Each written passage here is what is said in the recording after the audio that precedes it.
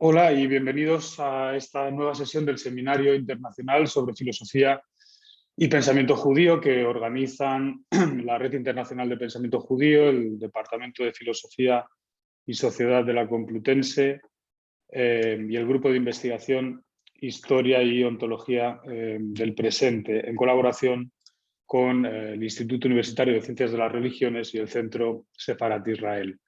En esta última sesión del año 2021 contamos con la presencia de la profesora Marina Hervás de la Universidad de Granada. Marina es doctora en Filosofía por la Universidad Autónoma de Barcelona, la que disfrutó de una beca FPU. Es licenciada en Filosofía por la Universidad de La Laguna y licenciada en Historia y Ciencias de la Música por la Universidad de La Rioja, además de máster en Teoría del Arte y Gestión Cultural. En 2012 obtuvo el primer Premio Nacional de Investigación en Ciencias Sociales y Humanidades Arquímedes. Ha realizado estancias pre- y postdoctorales en el Instituto de Investigación Social de Frankfurt y en la Akademie der Künste de Berlín. Lleva a cabo labores de divulgación, comisariado y desarrollo de programas públicos o pedagógicos con múltiples instituciones. Actualmente, como decía, es profesora del Departamento de Historia y Ciencias de la Música de la Universidad de Granada y es investigadora principal de un proyecto de investigación, Media Lab, de la UGR, titulado Abgrund Lab, Emancipación Tecnológica y Experimentación a través del Sonido.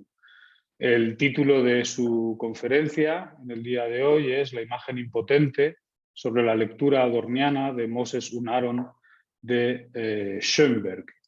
Marina, te doy las gracias por tu participación en este seminario.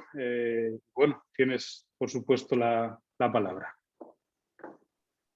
Bueno, pues buenas tardes o buenos días, no sé en qué latitud está la gente que está conectada.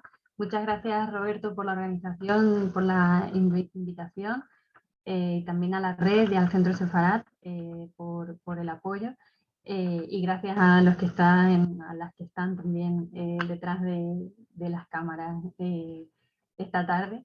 Que bueno, me hago cargo que ya va pesando el final de año y bueno, pues siempre es un placer que estas actividades sigan en marcha y que haya pues, ganas de compartir, ¿no? Hablando de compartir, voy a compartir mi pantalla porque tengo preparada una presentación, bueno, por facilitar un poco el discurso y también porque tengo varios ejemplos que me gustaría poner. Como reza el mismo título de la charla, me voy a centrar en hablar sobre la lectura de Adorno, es decir, desde un filósofo concreto, de esta pieza Moses und Aaron de Schoenberg, Moisés y Aarón, ¿no? Diríamos. Hay muchas explicaciones, esto ya como anécdota, por lo que parece que no se dice a Aarón, ¿no? Como asumiríamos, ¿no? La más habitual suele ser aquella que dice que Schoenberg tenía pánico al número 13 y por lo tanto evitó poner otra A más para no caer en 13 letras. Esto es una posibilidad. Y la otra, que es la que me parece a mí más interesante, que es lo que intentaré mostrar también hoy, es que los personajes de la ópera de Moisés y Aarón no se adecuan exactamente al texto bíblico. Schoenberg utilizó a partir de su propia escritura del libreto de la ópera, pese a, en fin, centrarse naturalmente o tener como referencia el texto bíblico, dio su propia lectura también de los personajes. Y para algunos especialistas eso es lo que nos llevaría a pensar que Aaron no es exactamente el mismo personaje que el de la Biblia, ¿no? Es una lectura a partir de, pero no literal, de estos personajes. Esto como para explicar también un poco el contexto del título, ¿no? El trabajo de Adorno sobre Schoenberg es amplísimo, es de los autores al que más atención le dedicó a lo largo de toda su trayectoria, entre otras cosas porque sentía una admiración personal hacia él y el propio Adorno en sus años mozos se formó con uno de los alumnos de Schoenberg, que fue Alban Berg. Además tuvieron una relación estrecha tanto con Alban Berg como con Schoenberg, y Adorno hizo sus propios pinitos en la composición, no tanto en el dodecafonismo, sino en la atonalidad. Aunque durante mucho tiempo, aunque estuvo fascinado por la composición, nunca llegó a ser realmente un participante en un sentido pleno de esta segunda escuela de Viena, que es como consideramos en la historiografía musical canónica prácticamente, ¿no?, a Schoenberg y sus dos seguidores, que serían Alban Berg y Anton Webern. Adorno, en este sentido, remarcamos por lo tanto su importancia no solamente por esta cercanía, como digo, personal y formativa a la segunda escuela de Viena, sino porque también fue el teórico que, gracias a su formación musical y por supuesto filosófica, pudo dar cabida de una manera protagonista, quizá como ningún otro en la historia de la música hasta ahora, aunque tenemos naturalmente referencias anteriores, ¿no?, pero ninguna como la de Adorno, como digo, ¿no? Él pudo dar cuenta del significado de la filosofía de la música. Y desde mi punto de vista le podemos considerar, sin avergonzarnos, ¿no?, el padre de la filosofía de la música, pues sienta buena parte de sus derroteros y de sus preguntas. De hecho, buena parte de esas cuestiones van a aparecer en su análisis de esta obra. Como digo, su acercamiento a Schoenberg es enorme. Le dedica muchísimos textos, le dedica la mitad de un libro completo que se llama Filosofía de la Nueva Música, que ahora hablaré más sobre ello, y va regulando poco a poco su pensamiento sobre Schoenberg según avanza tanto la vida de Schoenberg como la de Adorno. Schoenberg muere en el 51, Adorno en el 69, y eso hace que podamos ver cómo Adorno va calibrando su entusiasmo de juventud, de estos años de formación, ¿no?, hacia una lectura más profunda, más centrada en un análisis estrictamente filosófico, que diríamos, ¿no?, de la obra de su maestro intelectual.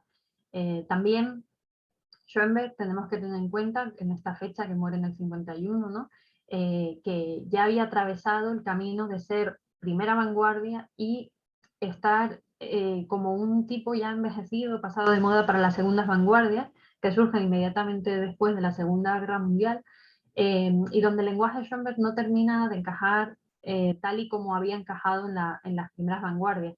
Por lo tanto, a nivel cultural, Adorno intenta entender qué ha sido de Schoenberg y qué ha sido sobre todo de la sociedad que entendió a Schoenberg en la primera mitad del siglo XX y había dejado de entenderlo a partir de la segunda. Insisto en esto porque también va a ser relevante para el análisis de esta ópera, en la medida en que se centra en una cuestión que es clave para estas segundas vanguardias, que es si el arte es capaz de la expresión en un sentido enfático. Ya lo desarrollaré, pero para que tengamos esa pregunta de fondo. Por no enrollarme más con esta cuestión más filológica, sí que quería decir que en español, no sé si verá bien por mi cámara desenfocada, si me lo acerco, no sé, no mucho. Bueno, está en el único texto donde se dedica expresamente a esta obra, está en Escritos Musicales 1.3, que en español está en ACAL, y el fragmento al que se dedica, que es muy cortito, se llama Fragmento Sacro sobre el Moisés y Aarón de Schoenberg. No da dudas, son apenas 20 páginas de texto, una cosa muy cortita, algo raro, aunque Adorno escribía mucho artículo, pero es algo raro un análisis tan corto. Pero es verdad que podemos destilar algunos de los temas que aparecen en este fragmento a partir de otros desarrollos que tiene Adorno. Sí que me interesa, para que entendamos de dónde parte este texto del fragmento sacro, del que va a ser el fundamento de la charla de hoy, es que sepamos que este texto es del año 63. Recuerdo que Adorno muere en el 69. Y que Schoenberg había muerto en el 51. Por lo tanto, es un texto de recepción de Schoenberg, de 10 años después prácticamente de esta muerte, y justo en una época, es algo que no me voy a meter mucho aquí, pero sí que me gustaría remarcarlo, porque entre otras cosas de eso que dices, realmente ha habido un fruto en mi investigación, porque Adorno, como decía, en la parte más madura, en la última parte de su trabajo, hace un giro bastante complejo en su filosofía para realmente integrar en su gran proyecto que va a ser teoría estética cuestiones que antes había analizado en la música desde una perspectiva, como decía, más entusiasta, ¿no? Y empieza a intentar alejarse de la cercanía que se le presuponía con Schoenberg en su juventud y a entender más a Schoenberg, como digo, en un contexto cultural complejo y en concreto en cuál sería la posibilidad futura, como he dicho antes, de la expresión y también, en general, cuál es la posibilidad de la palabra, de la escritura. O sea, pone en duda su propia labor filosófica. ¿Hasta qué punto es posible seguir escribiendo y hasta qué punto es posible seguir escribiendo así? ¿No? Todo esto lo desarrollaré más adelante, ¿no? Sí que quería decir en esta pequeña introducción, o ya excesivamente larga, no sé muy bien, algo que me parece clave también para entender su proyecto, que lo describe, creo, con bastante brillantez en Filosofía de la Nueva Música. Parece un poco extraño que después de la Segunda Guerra Mundial, con todo lo que sucedió, que no hace falta repetirlo, ¿no? Pero con el Holocausto, en pocas palabras, la gran cuestión que le surge es esa pregunta que tantas veces sale ya como casi una caricatura de Adorno, ¿no? Si es posible escribir poesía después de Auschwitz, que en realidad la frase dice algo así como escribir poesía después de Auschwitz es barbárico, ¿no? Más adelante, Adorno va a corregir su propia frase y va a decir, cuando dije aquello, creo que no supe matizar bien una cuestión, que habría que pensar cómo dar voz a la víctima. Esa corrección de su propia frase, ¿no? Porque en realidad no la está contradiciendo, sino que está diciendo, tendríamos que pensar cómo poner a disposición de la expresión de la víctima o de aquello que no tiene voz el lenguaje artístico, ¿no? Está de alguna forma comprendido en la introducción de Filosofía de la Nueva Música. El libro que de alguna manera le lanzó al estrellato en las redes musicales, si eso es posible como teórico, ¿no? Y que le dedica la primera mitad a Schoenberg. Lo que me interesa destacar de esta introducción es que justamente va a eso. Después de todo lo que ha sucedido en Europa, parece absurdo dedicarse a la música, ¿no? Empieza así, después de lo ocurrió en Europa, de lo que aún amenaza dedicar tiempo y energía intelectual a descifrar cuestiones esotéricas de la técnica moderna de composición, ha de parecer cínico por fuerza. Además, bastante a menudo, las obstinadas discusiones artísticas del texto parecen hablar inmediatamente de esa realidad que se destierra de ella. Pero quizás este comienzo excéntrico, ¿no?, el del libro, arroje alguna luz sobre una situación cuyas conocidas manifestaciones únicamente sirven para seguir enmascarándola y cuya protesta solo adquiere voz cuando la connivencia pública afecta al mero desentendimiento. Dice, esto es solo música.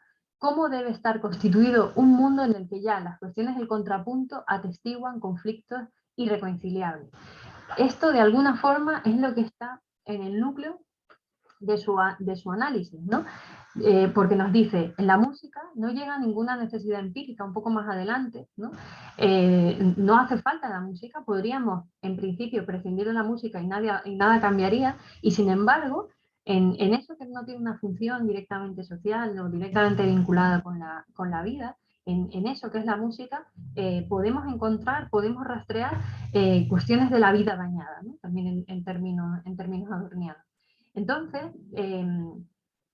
me parece fundamental como en este texto, en Filosofía de la Nueva Música, ya está de alguna forma perfilando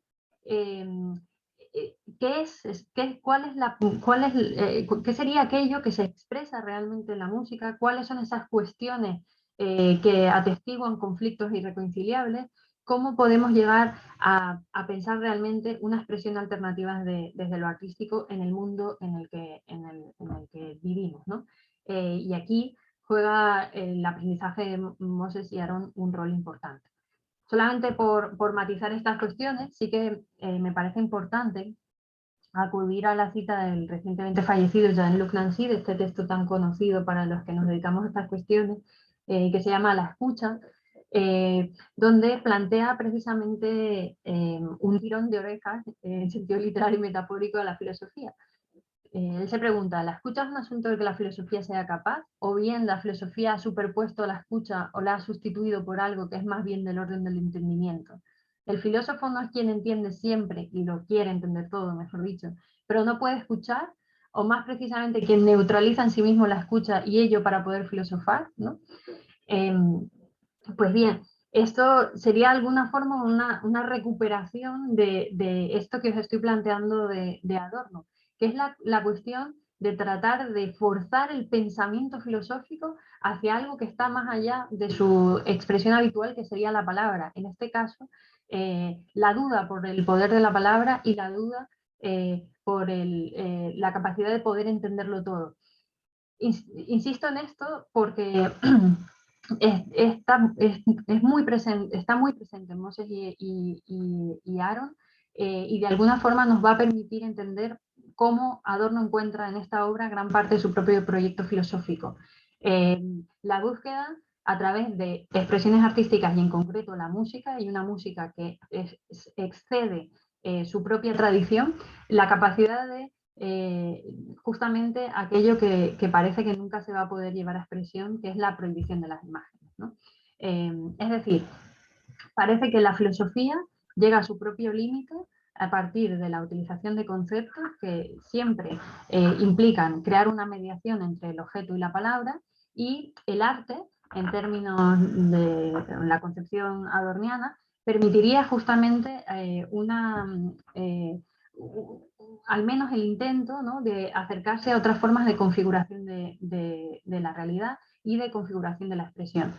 De este modo podríamos preguntarnos hasta qué punto todos los límites de nuestra capacidad comunicativa se agotarían posiblemente en el arte. De hecho, Adorno dice algo así como que el arte tiene que evitar ser comunicativo, porque eso implicaría estar traduciendo constantemente su contenido, muchas veces negando al concepto, ¿no? Lo que el arte intentaría al negar la comunicación sería su mera traducibilidad en concepto, pensando a partir de ahí cómo podemos ser capaces, por lo tanto, de ampliar los límites que nos pone el propio concepto. Así que, para resumir estas cuestiones, la filosofía de la música en Adorno no la debemos concebir, o la atención a la música, si queremos, como la mera atención a un objeto más de la filosofía, sino que hacerse cargo de lo musical para Adorno implica modificar el propio pensamiento filosófico, y en concreto modificarlo en lo que tiene que ver con lo conceptual. De este modo podemos ver como una obra que es Moses y Aaron, que se centra fundamentalmente en la cuestión de la representación, y en concreto la representación de aquello que no tiene posibilidad nunca de llegar a un cuerpo, que sería lo divino, ¿no? Penetra o va al centro del proyecto filosófico de Adorno. Ya lo iremos concretando. Bueno, este sería, digamos, el apartado más generalista sobre la filosofía de la música en cuanto al proyecto adorniano. Sí que quería, antes de meterme plenamente en la obra de Schoenberg, plantearos en líneas muy generales cuáles han sido los retos de la música en los últimos años, ¿no? Bueno, los últimos siglos, mejor dicho, ¿no? En la música occidental, y perdonad si cuento algunas cosas que son muy obvias, pero no sé si todo el mundo tiene más o menos un mapa general sobre la música, ¿no? Para que estemos todos más o menos en el mismo discurso, ¿no? La música occidental, aparte del origen que podemos concebir en el mundo griego, y desde luego referencias que están fragmentadas en diferentes zonas de la antigüedad, tiene un punto claro de arranque, ¿no? Que es en la Edad Media, ¿no? Con el canto gregoriano. Ese primer canto gregoriano tenía como objetivo comunicarse mejor con Dios, poder de alguna forma expresar también lo propio de los dioses. Esta relación entre el canto y lo divino está también presente, desde luego, en buena parte de las religiones, muy especialmente en la judía, ¿no? Y por eso se considera que no es un acceso democrático, en la medida en que la referencia de ese canto, la escucha, ese oído alejado, es el divino, ¿no? Una oreja, por así decir, que nunca vemos, ¿no? Y que solamente nos devuelve silencio. De todas maneras, todos los tratados medievales que se encargan de la música tienen el enfoque o intentan de alguna forma orientar el canto para una mejor expresión de la piedad. De ahí que gran parte de los avances lingüísticos del canto gregoriano se dirigieran justamente a adornar o a embellecer esa expresión divina, ¿no? Esto en realidad es una reconversión de una noción griega que de alguna manera da el fundamento matemático de la música, que es la armonía de las esferas. Se creía en la antigua Grecia que el mundo estaba configurado como si fuera una especie de muñeca matrioshka, ¿no? Entonces tenemos diferentes muñecas, ¿no? O en este caso esferas, que se contienen las unas a las otras. Estas esferas se tocan entre sí y al girar se rozan generando un sonido que se llamaría la armonía de las esferas. Para nosotros es inaudible, pero lo podemos hacer audible traduciendo las relaciones matemáticas, por ejemplo, en la extensión de una cuerda, que era lo que hacía Pitágoras, o con el peso de unos yunques. De esta manera, para él, estaríamos haciendo sonar el universo. Pues bien, tanto la línea de hacer sonar el universo como la divina estaría, por lo tanto, en el núcleo, en el origen de nuestra concepción musical, dicho en términos muy generales. Y por lo tanto, lo que vamos a ir viendo a lo largo de la evolución de la historia de la música es cómo se va a ir poco a poco configurando la conquista de lo humano. La conquista de lo humano tanto en la expresividad como en la representación en los temas de la música. La retirada de Dios, tematizada por algunos a partir del siglo XVII, va a ir expresándose en la música en la medida en que cada vez va a aparecer más la presencia del yo, de los problemas terrenales, y además se va a ir eliminando la idea de la ornamentación para la mejor expresión de la piedad y llevando la ornamentación para la mejor expresión del yo, como podríamos encontrar, por ejemplo, en un área de ópera de bel canto, ¿no? Desde luego en Wagner o algo así. ¿Qué sucede? Que poco a poco se va configurando un lenguaje musical que se cree que puede, mediante determinados recursos, que puede finalmente ser capaz de expresarlo todo. De esta manera sucede, ¿no?, que tenemos la Quinta Sinfonía de Beethoven y decimos que es la llamada del destino, la llamada a la puerta del destino y cosas así, ¿no? Que desde luego ha sido muy discutido, pero que siguen siendo asociaciones en las que realmente creemos, luego lo veremos con más calma, ¿no?, que el lenguaje musical puede ser capaz de expresar y de figurar elementos de la realidad o conceptos exteriores a sí mismos, ¿no? Pues bien, a partir del siglo XX, y aquí es donde se inserta Schoenberg con su propuesta primero atonal y luego decafónica, es el repensar si el lenguaje musical es realmente capaz de decirlo todo. Y precisamente en estas piezas donde el núcleo de su trabajo va a estar en el problema de la prohibición de las imágenes, el gran asunto, el gran problema va a ser cómo seguir construyendo el lenguaje musical, pero sin reproducir aquellos elementos de la tradición que hacían que se ligase el lenguaje a normas, es decir, determinadas estructuras que venían a significar algo específico. Para que nos entendamos, durante mucho tiempo en la retórica barroca, y algo que pervive después, por ejemplo, muy habitualmente en el cine, se considera que una melodía ascendente suele ser la llegada a la luz o la iluminación o algo así, ¿no? Que a veces se utiliza también pues, para una resolución de un beso de amor y cosas así, o una melodía descendente, normalmente con un carácter pues más bien melancólico, lacónico, etc., pues puede ser la muerte, el descenso a los infiernos, cosas así. Por lo tanto, empezamos a desarrollar a partir del lenguaje musical un cierto significado. A Schoenberg le preocupa cómo pensar en la eliminación de ese significado preestablecido. Y la eliminación de ese significado preestablecido implica repensar el propio lenguaje musical. De ahí su interés o el ejercicio por el desarrollo del dodecafonismo, ¿no? Que es un tipo de lenguaje musical donde se prescinde de la ordenación jerárquica de los sonidos, donde los sonidos, cada una de las notas musicales se ordena en una serie que es la que después sirve como fundamento de la obra, pero esa serie está pensada para la obra con la que se va a trabajar, no es una serie que sirva para todos los casos posibles como anteriormente podía servir una escala musical. Perdonad esta revisión completa, así como muy rápida de estas cuestiones de historia de la música, pero son relevantes para que entendamos cómo llega Schoenberg a escribir de la manera que llega, como digo, revisando el propio lenguaje musical y hacia dentro de este marco de la conquista por lo humano, la expresión del yo, en la expresión de los problemas que nos atañen en el día a día, algo que vemos muy claramente en el pop, por ejemplo, ¿no?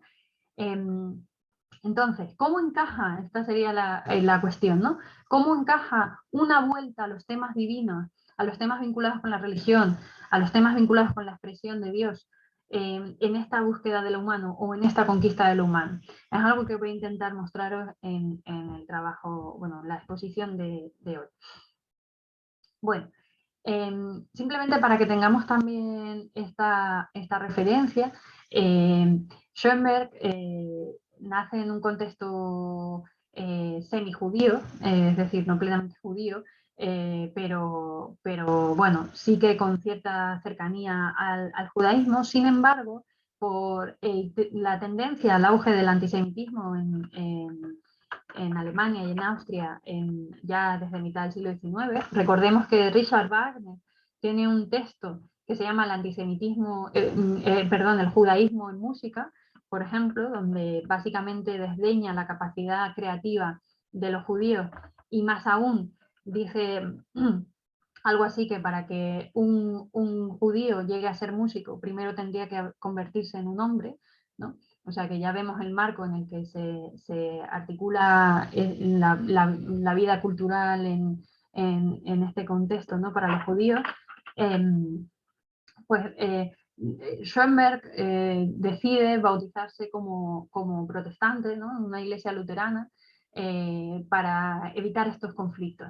En 1907 encontramos la única pieza que escribe vinculada al protestantismo, que es The Freedom of Eden.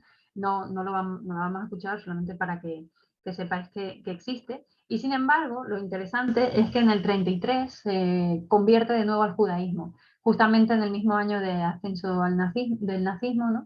Él decide volver a esas raíces o a esa cercanía inicial al judaísmo, entre otras cosas para posicionarse claramente contra el nazismo. De estos mismos años es un texto que escribe donde, bueno, es bastante divertido porque es un poco alocado, ¿no? Donde más o menos hace una relación entre su propia concepción de la obra de la música y el judaísmo, planteando que habría algo así como una especie de liberación de la música que él está abanderando, igual que se debería liberar al pueblo judío. En fin, esto lo podríamos comentar, pero bueno, es verdad que está en este marco. Lo interesante o lo que me apetece remarcar aquí, más allá de los aspectos biográficos, en los que, como veis, no me voy a meter con demasiado detalle, ¿no? Es la cuestión de que él dice que se había separado de la iglesia porque tenía que adaptarse a la necesidad, a las exigencias de la vida moderna. Me parece esto fundamental entenderlo, no solo en general, sino en particular para entender también Moses Aaron, que es un trabajo al que se dedica unos años antes de definitivamente pasarse a, de nuevo, reconvertirse al judaísmo. La pregunta por la exigencia de la vida moderna. Me parece a mí que el núcleo de la obra tiene bastante que ver con esta frase. Vamos a ver. También simplemente para que lo conozcamos, muchas veces yo había pensado inicialmente hacerlo más claramente desde esta línea, pero se hacía demasiado largo, ¿no? Pero pues sí que me parece que es importante nombrarlo. Escribí mal Schoenberg, perdón. Está Moses Aaron se encaja como dentro de las tres obras centrales donde Schoenberg revisa pasajes bíblicos.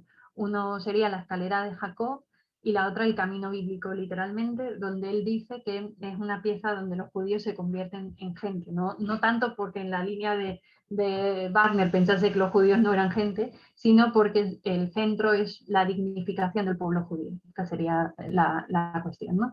Y buena parte de los elementos que están trabajándose en Moses y Aaron están ya de alguna forma también anticipados en estas piezas, ¿no? Entonces, por quizá tirarme piedra sobre mi propio tejado, digamos que el camino más completo de análisis de Moses y Aaron, si lo quisiéramos hacer estrictamente desde el lenguaje schoenbergiano, tendría que pasar por el análisis de estas dos piezas también. Yo no me he detenido en ellas, aparte por el tiempo, porque Adorno no las tiene en cuenta en su fragmento SAC. Sí que en otros trabajos lo analiza, pero no en este caso. Así que me la salto por respetar esta cuestión filológica. No me salto, eso sí, por esta pieza, que son las 4 piezas para coro y ensemble. Tampoco es que Schoenberg estuviese muy inspirado para elegir el título, ¿no? En la segunda de ellas, de estas piezas, justamente porque con ellas empieza el análisis adorniano. Cita el texto con el que arranca la segunda pieza, que voy a ver si puedo poner.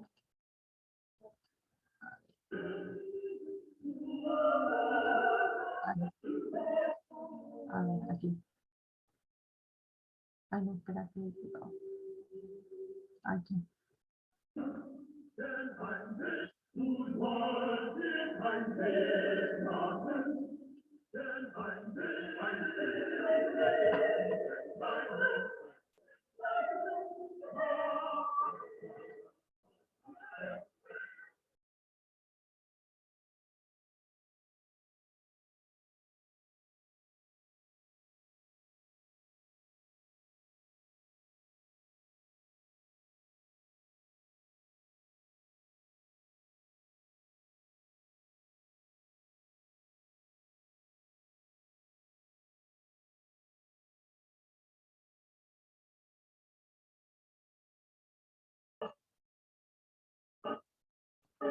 Perdona.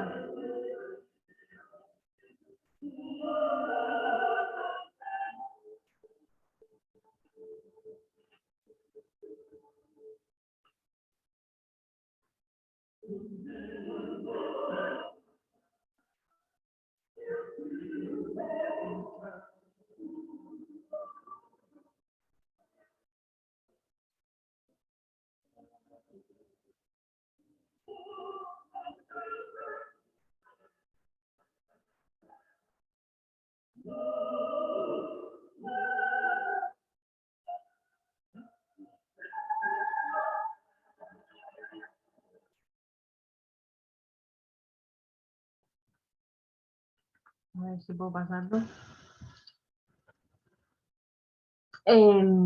Más o menos este es el texto desde el que partía Schoenberg. Lo que me interesa aquí, aparte de su atención a la predicción de las imágenes, que es el núcleo central tanto de la ópera como del análisis que hace de Adorno de Moses y Aaron, ¿no? Es el tipo de musicalización que hace del coro. es un coro partido, es un coro que parece fragmentario, ¿no? Cada una de las partes aparecen como, por así decir, distribuidas y construyen entre sí toda la expresión, y es algo que también aparece en el coro, que opera como pueblo, ¿no? Pueblo de Israel, en la pieza de Moses y Aarón. De este modo vamos a encontrar una característica fundamental en Schoenberg, y insisto de nuevo en el análisis de Adorno, que es la cuestión de crear la unidad desde la disparidad. Es decir, la posibilidad de entender la aparición de un todo a partir de lo múltiple, ¿no? Justamente para repensar cómo expresar la complejidad de los límites de la palabra, encontraríamos este recurso en Schoenberg, donde se nos aparezca lo fragmentado como parte de una totalidad que, escuchada, como en este caso, ¿no? En una pieza formalizada, constituida, la podríamos comprender como un todo significativo, ¿no? Más allá de esto, también a nivel histórico, en esta pieza, por lo tanto, ya vemos el tema de la prohibición de las imágenes, ¿no? Tematizado en el texto, así como algo interesante también, que es a quién se dirigen, ¿no? No te harás tú ninguna imagen, ¿no? No es no haremos una imagen, no hay una imagen, sino es una norma, una ley, por así decir, un dictamen, ¿no? Un tratamiento de tú a tú, casi un pensamiento como el que luego vamos a tener entre Moses y Aarón, ¿no? Donde tenemos enfrentadas dos formas de comprender la misma experiencia. Bueno, pues ya para meternos con la ópera en sí misma, y perdonad todo este recorrido, pero me parece importante antes de meternos en cuestiones más específicas, ¿no? Moses y Aarón es una ópera que a Schoenberg le ocupó toda su vida, está incompleta, de hecho, completo solamente tenemos los dos primeros actos, el tercero está sin hacer. Schoenberg ya anticipó esta cuestión, y curiosamente, después del final que tiene Moses y Aarón, ¿no? Que es este que os traigo aquí, ¿no? Que termina con esta frase tan citada de oh palabra, tú palabra que me faltas, ¿no? Él sugiere que se prescinda de la música para el tercer acto y sea solo hablar. Es decir, que se prescinda de la propia ópera. Podríamos pensar, por lo tanto, si es que Schoenberg no pudo seguir, no supo seguir, o es que, como os digo, el propio tema de decir que no tenemos palabras, que no podemos expresarnos más, es justamente lo que terminaba limitando o acotando la posibilidad de seguir creando, o por lo menos de seguir creando en la misma línea, ¿no? Como os decía también, tenemos que tener en cuenta que justamente esta pieza o el trabajo sobre estos dos actos, ¿no? Coincide con ese momento previo de conversión o reconversión de Schoenberg al judaísmo, y en este sentido tendríamos que recordar esta idea de exigir al judaísmo pensarse modernamente, ¿no? Pensarse en nuevos términos y traer de nuevo los debates, por así decir, que existen desde la teología judaica, ¿no? Y yo creo, esta por lo menos es mi lectura, ¿no? Que Moses y Aarón viene de alguna forma a cubrir esta exigencia de Schoenberg, ¿no? Vamos a, es que perdonad, que voy a poner el fragmento del final, voy a mirar en un minuto, en 40, ahí. Para que veamos este final. Ya sé que es un poco raro empezar a explicar una pieza por el final, pero es para que entendamos esto, ¿no? Básicamente, la ópera es una cuestión bastante sencilla, ¿no? En la que a Moisés se le pide que lleve el mensaje de Dios al pueblo de Israel. Sin embargo, cuando tiene que ausentarse durante 40 días, ¿no? Como sabemos, y en ese momento el pueblo cada vez duda más de esa promesa del Dios que vendrá, del Dios que les liberará de la opresión en la que viven, ¿no? Y Aarón trae al becerro de oro, ¿no? Un ídolo al que adorar para que el pueblo se calme. La vuelta de Moisés, una vez que tenemos esta aparición del becerro de oro, es totalmente rechazada, ¿no? Se le considera un mentiroso y un traidor. Y por eso se da cuenta Moses que es incapaz de transmitir el mensaje divino, ¿no? Por eso dice, oh, tu palabra que me falta. Lo curioso de esto es que la ópera empieza igual, empieza también diciendo no puedo hablar, ¿no? Desde el comienzo. Él de hecho rechaza inicialmente la misión que le encomienda a Dios, ya lo veremos, justamente porque se da cuenta, ¿no? de que es algo incomunicable, incomunicable. Insisto en esta palabra porque es la que justamente Adorno va a defender para el arte, la incomunicabilidad del arte, ¿no? Por eso no es de extrañar que su modelo esté, entre otros, en Moses y Ar. Pues bien, el final concluye así, dice, la palabra que me falta. Y el tercer acto vendría entonces. Para algunos especialistas la pregunta es, ¿realmente después de ese final puede venir un tercer acto? Vamos a escucharlo. 1:40, más o menos.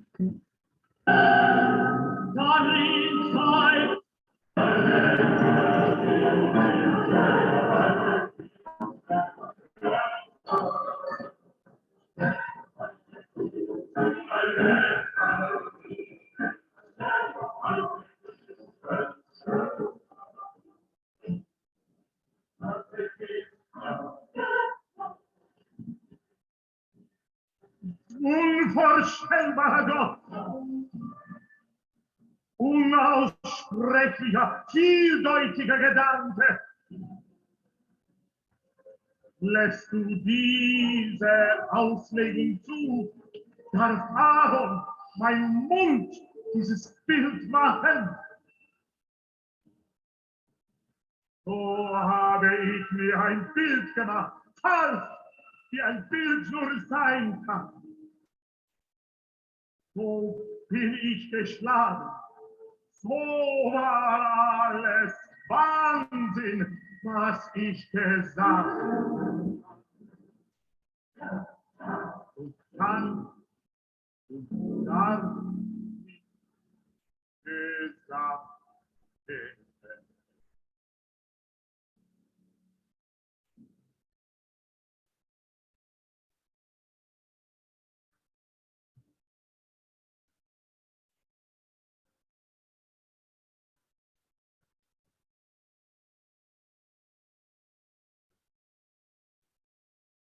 O Wort, du Wort, das dir fehlt.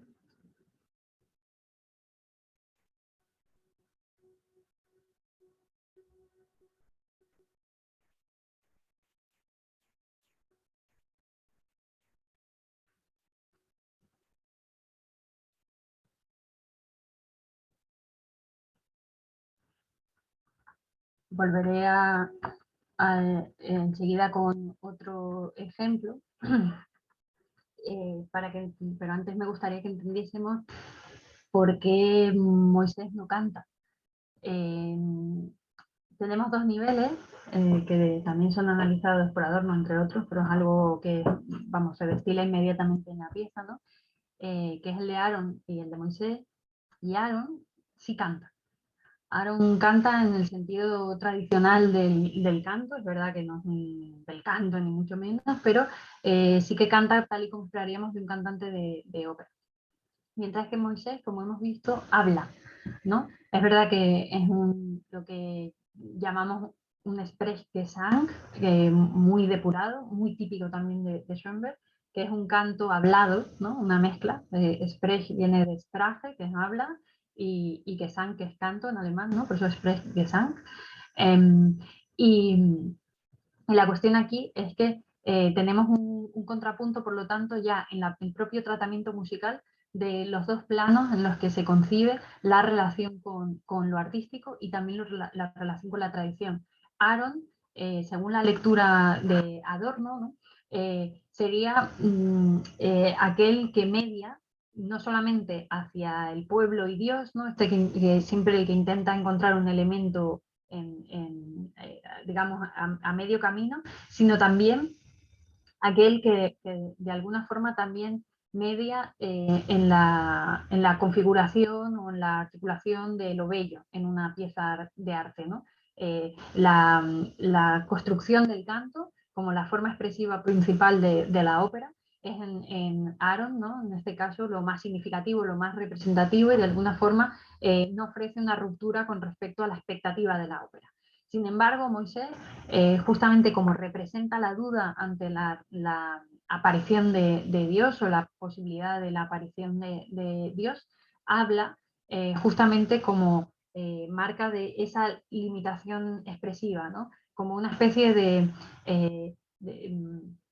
Adorno habla de una cesura, ¿no? Es como un punto hacia atrás, como una apertura, una brecha entre la expectativa de la pieza y lo que realmente se puede comunicar, ¿no? Que parece que no podemos más que intentar ponerles palabras una y otra vez.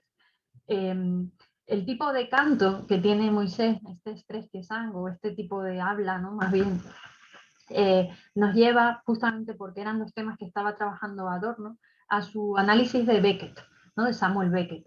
En su lectura, Beckett, especialmente en Esperando a Godot y Fin de Partida, él pone a unos personajes que hablan raro, que hablan de cosas que parecen aparentemente absurdas o que no tienen ningún interés, ¿no? Como cuando hablan del calcetín o cosas por el estilo, ¿no? Y Adorno lo que plantea es que Beckett traza en su literatura el relato de lo que ya no es humano, de aquello que está no más allá de lo humano o que es menos humano, sino aquello que parece que no refiere a ninguna experiencia, que no es significativo, es decir, aquello que de tan banal parece que no nos corresponde, ¿no? Pero lo interesante que nos dice Adorno es que estos personajes como abyectos, abstractos, que diría Gunther Anders, por ejemplo, ¿no? Nos reflejan o nos muestran que podríamos llegar a hablar así, un habla sin contenido, un habla sin mucho sentido, un poco también a colación de estos meses de pandemia, ¿no? Lo hemos tenido muy presente especialmente en el primer confinamiento, ¿no? Donde parecía que ya nos comunicábamos por comunicarnos, ¿no? Por la mera necesidad de estar hiperconectados y de que pareciera que la vida seguía, ¿no? Pues bien, en los mismos términos, pero llevados a la vida después del Holocausto, Adorno le parece que la tendente alienación del ser humano y las formas de articulación de la industria cultural o de los modelos industriales de la cultura hacen que pueda ser que terminemos hablando así, ¿no? Como seres sin contenido, como seres despegados, por así decir, de un contenido concreto o de un espacio concreto desde donde poder expresarnos, ¿no? En este sentido, Moisés no representaría tanto este terrible habla así, sino más bien él lo que dice es que sería la expresión de la noción de teología negativa que defiende en este momento. Y esa teología negativa sería la asunción de lo incomprensible, de que no todo se puede pasar a palabra, de que no todo se puede traducir y que la propia palabra se muestra como impotente. Así que cada vez que aparece Moisés sería la aparición de esa impotencia, ¿no? Por eso dice, Adorno utiliza la expresión de que parece que son como terribles emisarios del más allá, no tanto porque porten la palabra divina, sino de eso no humano. Esto es lo que es importante comprender, que su teología negativa en este caso no está dirigida hacia la incomprensión de lo divino, sino también hacia la incomprensión de lo humano. ¿Dónde estamos y quiénes somos cuando hemos conseguido hacer algo así como el Holocausto? Esta sería la gran pregunta sobre el humano en Adorno, dicho muy rápidamente, ¿no? Entonces, bueno, sí que quería poneros entonces ahora el comienzo para que veamos cómo tiene una estructura circular, ¿no? Aparte de, una vez que se le ha encomendado esta labor, Moisés le responde, ¿no? Mi lengua está rígida, puedo pensar pero no hablar, mi lengua está rígida, ¿no? Esta idea que pensada en términos estrictamente corporales, ¿no? Nos resultaría como verdaderamente extraña, ¿no? Perder la capacidad total de expresión. Sería, por así decir, el hablar así, ¿no? El hablar raro estaría de alguna forma articulado en este fragmento, ¿no? En la lengua rígida. Lo interesante también que quería remarcar es que la voz que representa lo divino le dice o invita a Aarón a aparecer como la boca de Moisés. Es decir, aunque parece todo el rato que Moisés tiene la verdad, que es la duda sobre la posibilidad de la representación, es Aarón, que es el que canta y el que habla sin parar, y además el que finalmente cede ante todas estas cuestiones para contentar al pueblo, por así decir, es el que se nos dice en el texto, es decir, en el texto de Schoenberg, el que va a ser el que realmente se exprese, ¿no? Y esto es especialmente importante para Adorno por cómo parece que Schoenberg está leyendo a Aarón como la imposición de la necesidad artística, la imposición de dar forma al arte, ¿no? Él dice, al final no nos queda otra que componer, no nos queda otra ya no solamente porque necesitemos expresarnos humanamente, sino porque le tenemos que dar forma a aquello que queremos contar, ¿no? No podemos decir las cosas sin más, sino que les tenemos que dar una articulación. Y eso parece, esa necesidad última de tener que dar forma a aquello que asumimos que es inexpresable, que es irrepresentable, etcétera, es Aarón, ¿no? Es el gran conflicto de la obra. La duda y que finalmente tenemos que claudicar a algún tipo de expresión, ¿no?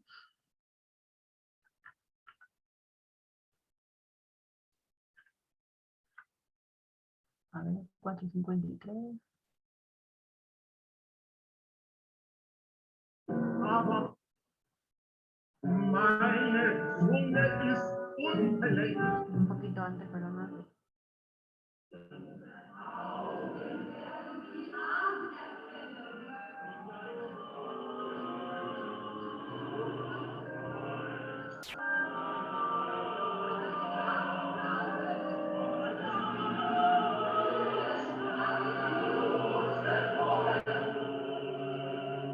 Meine Zunge ist unbeleckt.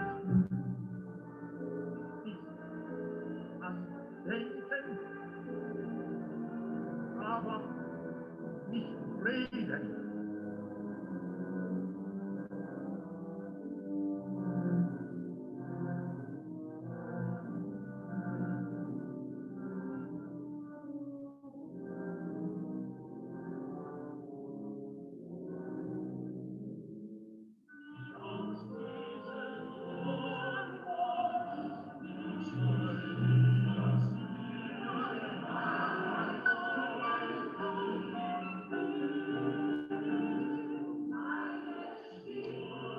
Vemos el mismo tipo de coro que veíamos en las 4 piezas, ¿no? Fragmentado.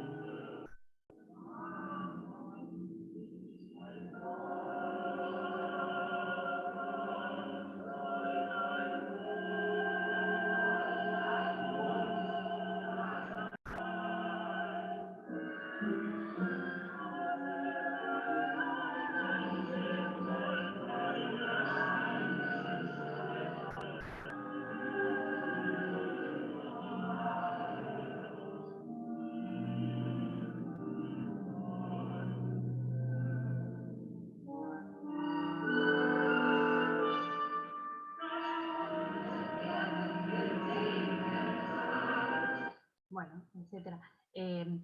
Como vemos, el propio Schoenberg está evitando representar a Dios en una única voz. En muchos casos nos esperaríamos una voz grave, ¿no? Como en las películas de Disney, que surge así como de la nada, ¿no? Aquí, sin embargo, utiliza ese recurso que hemos visto en la pieza de la Fia Stuke, la número 2, donde, como os decía, la prohibición de representarnos como norma en las imágenes, ¿no? Aparece ya con este coro roto, ¿no? Aquí justamente no tenemos la representación de Dios porque tenemos esa unidad de la variedad, unidad de la multiplicidad que comentábamos anteriormente, ¿no? Bueno,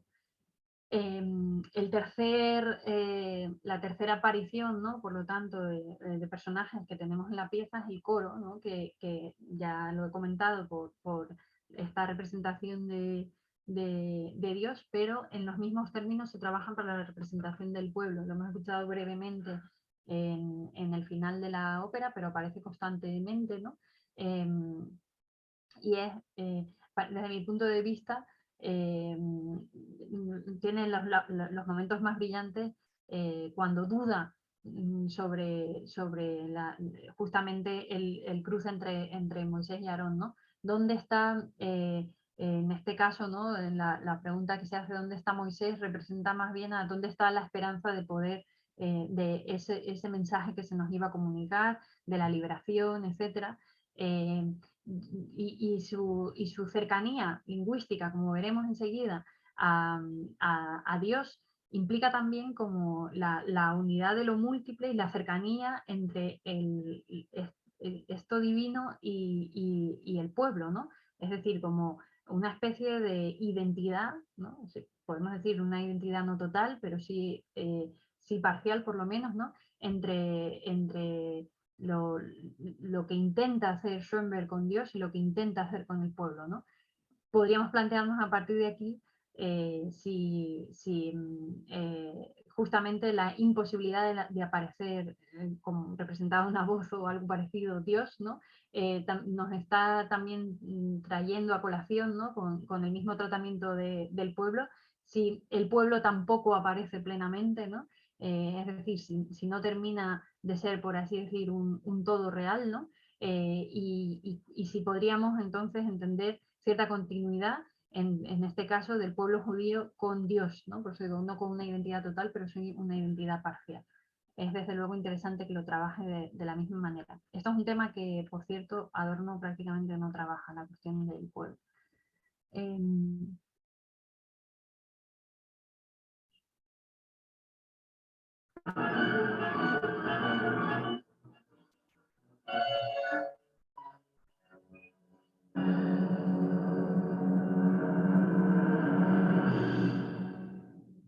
Ahora empieza el fragmento, perdona, que lo un poco difícil a veces cogerlo exactamente.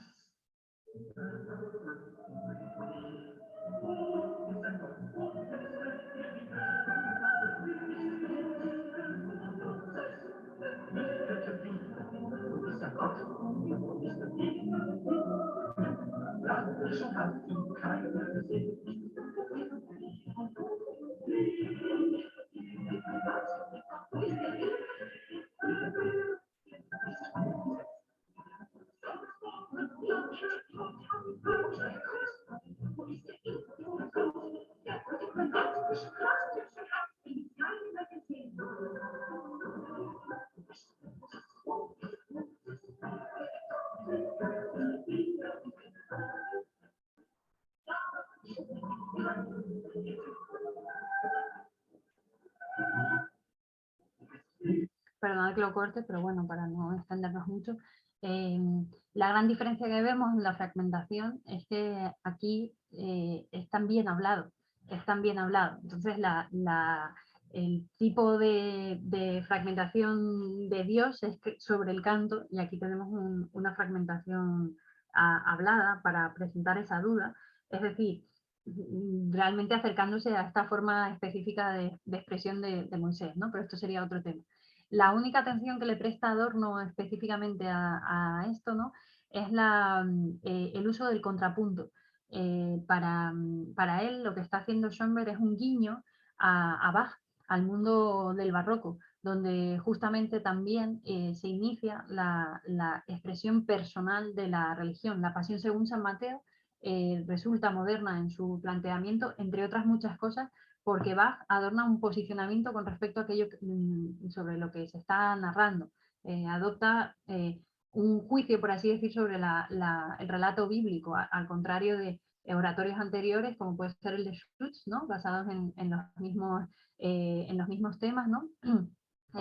la propia Pasión según San Mateo, ¿no? Así que, según Adorno, este uso del contrapunto estaría remitiendo a ese Bach que de alguna forma se expresa también a través de lo que aparentemente es objetivo del relato bíblico, ¿no? Pero desde luego es una lectura que tendríamos que matizar.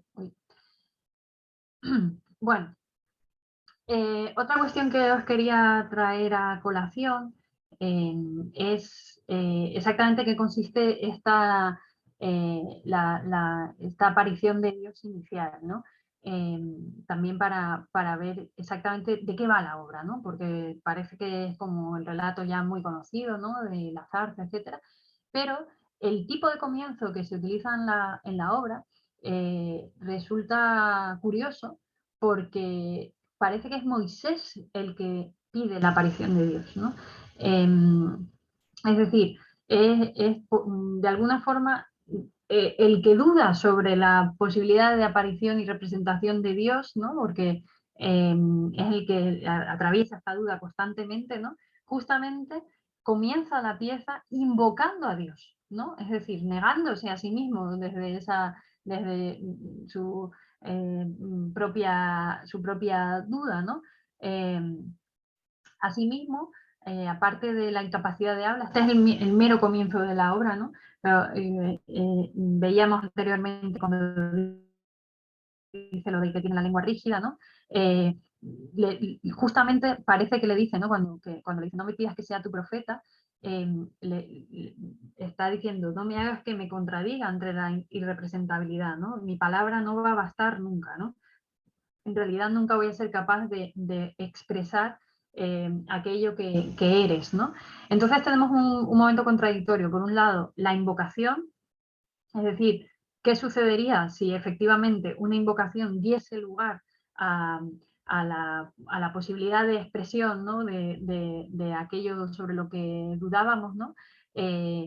O aquello que pensábamos que no iba a poder aparecer nunca cuando decimos ojalá pare de llover, ¿no? Imaginaros que justamente deja de llover, ¿no? ¿Cómo sería eso para nuestra noción de razón, ¿no? Y por otro lado, cómo la contradicción sigue, ¿no? Cuando Moisés le dice, no quiero ser tu profeta, ¿no? Pero justamente está enfrentándose a Dios, ¿no? O por lo menos a una de las representaciones de Dios, algo que él duda que sea posible, ¿no? Vemos entonces así el comienzo muy brevemente.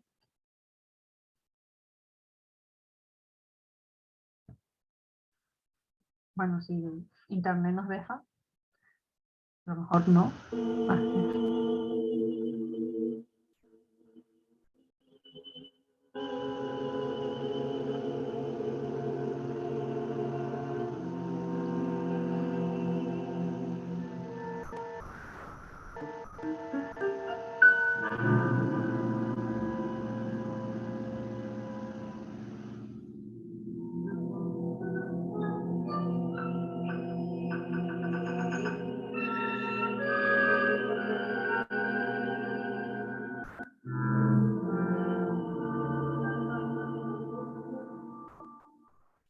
Einziger, ewiger, Está construido como una invocación, allgegenwärtiger, unsichtbarer und unvorstellbarer Gott.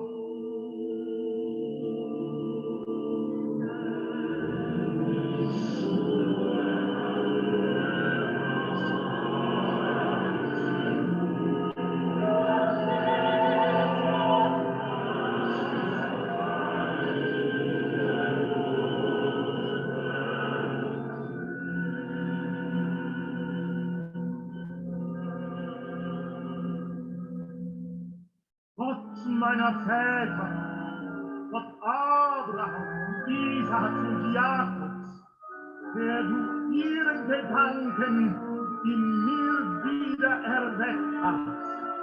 Mein Gott, nötige mich nicht, ihn zu verkünden. Ich bin alt, lass mich in Ruhe meine Schafe weiden.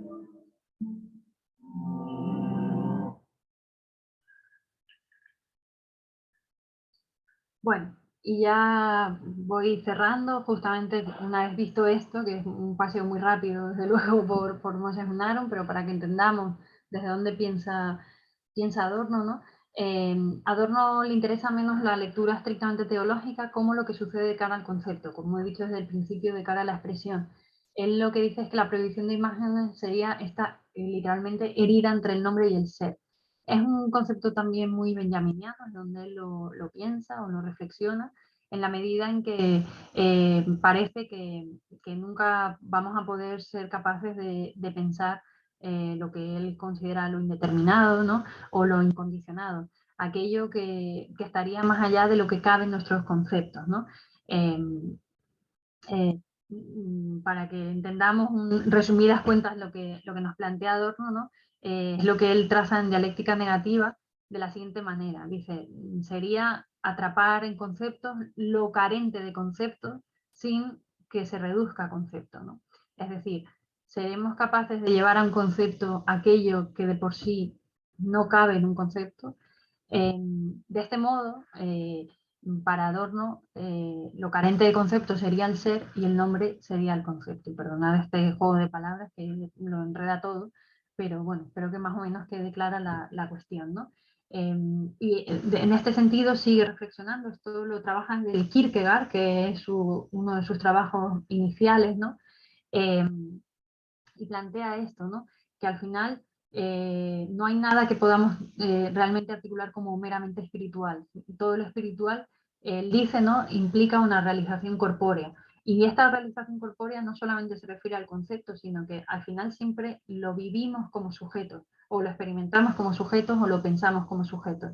Es decir, no hay nada que podamos realmente captar del espíritu como plenamente objetivo o separado, por así decir, de la experiencia expresiva del sujeto, ¿no?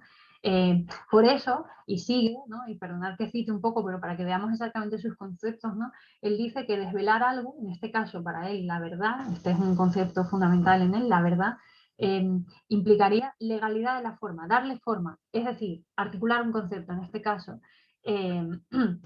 o en el contexto musical, articular este lenguaje musical que veníamos comentando, ¿no? Donde haya ciertas normas que se respeten, como puede ser la tonalidad o la forma sonata o la sinfonía, ¿no?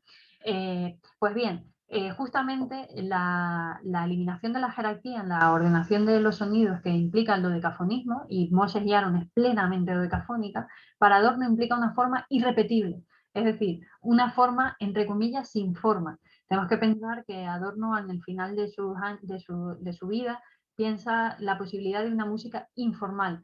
No es tanto porque sea amorfa, sino porque es una forma que se configura cada vez para cada obra. Y eso es lo que aporta el dodecafonismo.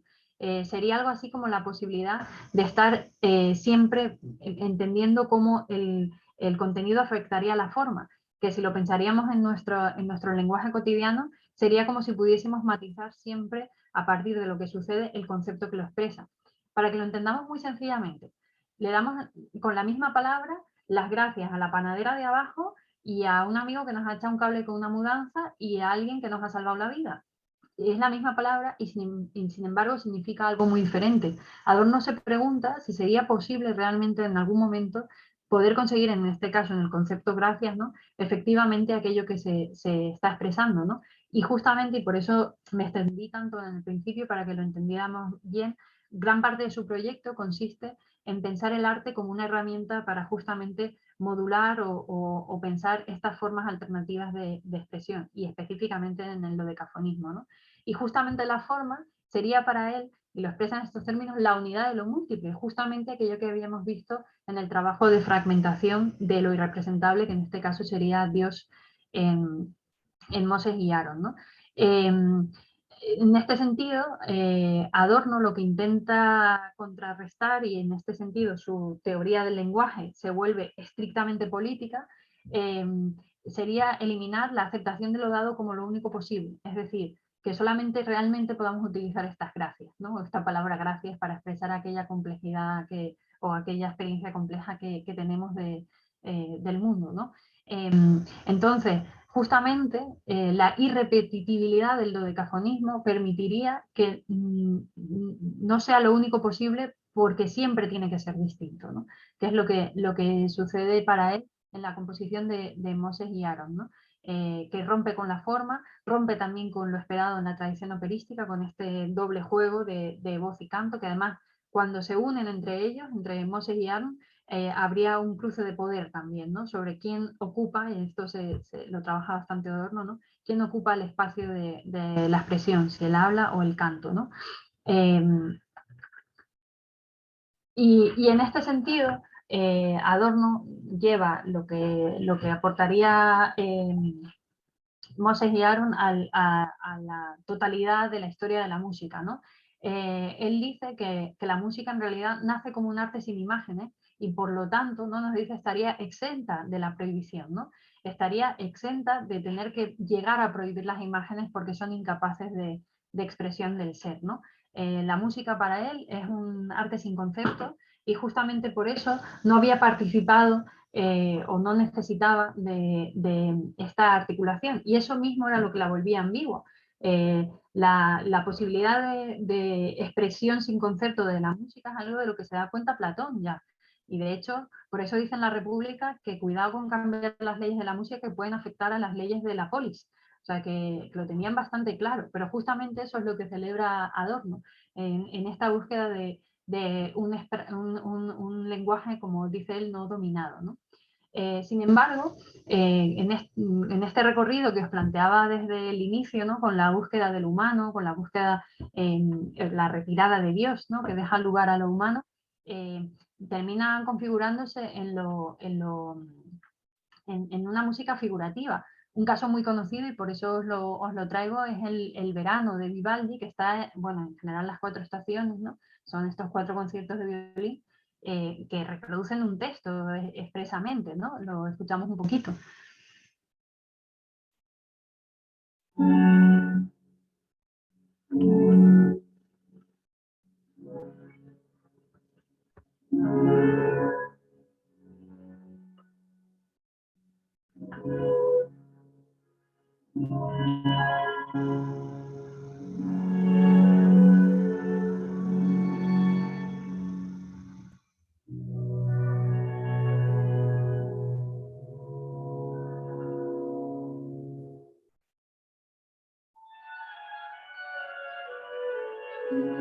Esto lo tenemos aquí, ¿no?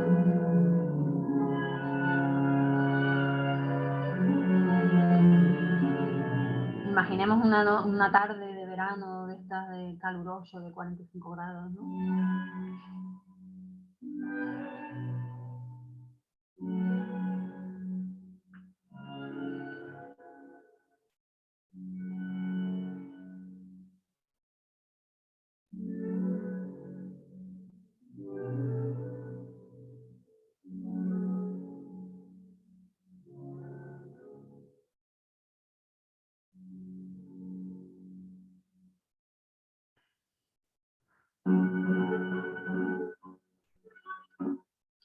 Bueno, y ahí empezaría ya la tormenta, ¿no? Entonces, como vemos aquí, tendríamos entonces lo que para Adorno representaría esta tendencia de la música a renunciar a lo que propiamente es, que es lo que no tiene concepto, ¿no? Aquello que justamente, como decíamos, ¿no? Se saldría de esta fuerza de gravitación de la tendencia a la hiperrepresentación humana, ¿no? Que todo pueda finalmente traducirse en palabras.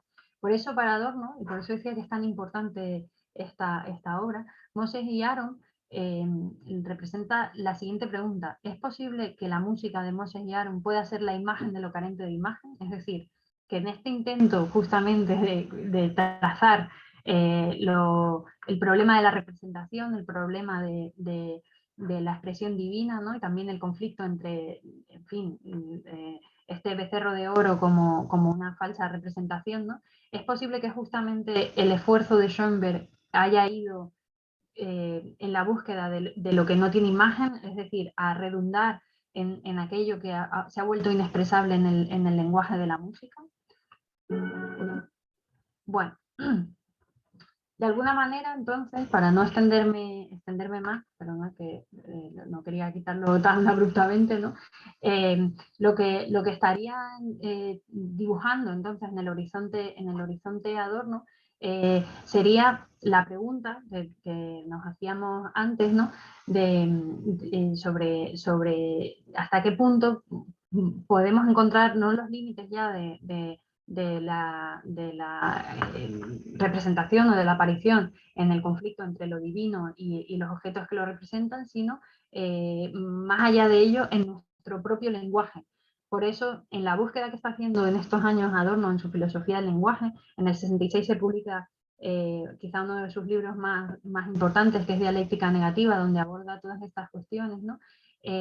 Parece que lo que está pensando no es simplemente claudicar ante la cuestión de que parece que no podemos comunicarnos o que el concepto se queda agotado siempre en la aparición de los objetos o en la aparición de lo otro de sí, sino que trata de pensar justamente en una obra que su tema es la prohibición de las imágenes, cuáles son los límites que presenta a esa propia tradición en la que o bien caemos en el enmudecimiento, que esa es una de las líneas que él plantea, o bien asumimos como punto de partida precisamente el enmudecimiento, asumir que en principio no podemos decir nada y por eso tenemos que reconstruir el lenguaje. De este modo, y así concluyo, ¿no? Dice Adorno en otro texto ya de su miscelánea, ¿no? de esta compilación de textos cortos que tiene, que se publican la mayoría de forma póstuma, ¿no? Es que habría que esperar, por así decir, la extrema fidelidad a la prohibición de las imágenes, justamente en este sentido. La única manera de pensar cualitativamente otra forma de humanidad, otra forma de articular también nuestra propia experiencia y nuestra propia expresión sería desde la cesura o desde el agotamiento de nuestras formas preestablecidas de comunicación. Y ya no me enrollo más. Muchas gracias y en fin, estoy abierta a preguntas y comentarios y sobre todo